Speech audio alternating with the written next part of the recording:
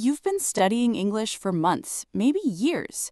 You know grammar rules, you've memorized hundreds of words, but the moment someone speaks to you in English, your mind goes blank. Here's the truth nobody tells you. The problem is not your English. The problem is how you've been practicing it.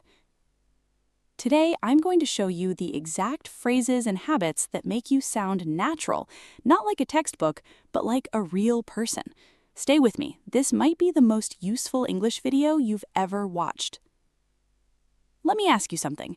When you speak English, do you hear a voice inside your head translating every word before it comes out? That's the problem. Your brain is doing two jobs at once, thinking and translating. It's exhausting and it slows everything down. Native speakers don't build sentences word by word. They speak in ready-made chunks, short, automatic phrases they've used hundreds of times. So the solution isn't more grammar, it's more phrases. Phrases you practice until they feel automatic. And that's exactly what we are going to do right now. Forget "how are you?" Yes, it's correct, but it also sounds robotic. Try these instead. What's been going on with you? Haven't seen you in ages. How have you been? Good to finally catch up. Say them out loud with me. What's been going on with you? Haven't seen you in ages. How have you been? Good to finally catch up. These phrases feel warm, human, real, because real conversations start with real energy, not textbook lines. Now, here's something every English learner fears: not understanding someone. Most people either say, "What?" or they stay completely silent. Instead, say this: "Sorry, I missed that. Could you say it again? I didn't quite follow. Can you slow down a little? Could you explain that a different way?" These phrases keep the conversation alive, and they make you sound confident, not confused. Practice them with me. "Sorry, I missed that. Could you say it again? I didn't quite follow. Can you slow down a little?" Now, imagine someone asks you, "What do you think about working from home?" A basic answer sounds like this: "I think it's good." But a natural answer sounds like this: "Honestly, I love it, but it depends on the person, you know? From where I stand, the flexibility makes all the difference. I get both sides, but personally, I'd choose it every time." Hear the difference? These phrases carry personality. They show you're thinking, not reciting. Try a few with me. "Honestly, I get both sides, but personally, from where I stand, it really depends, but I'd say."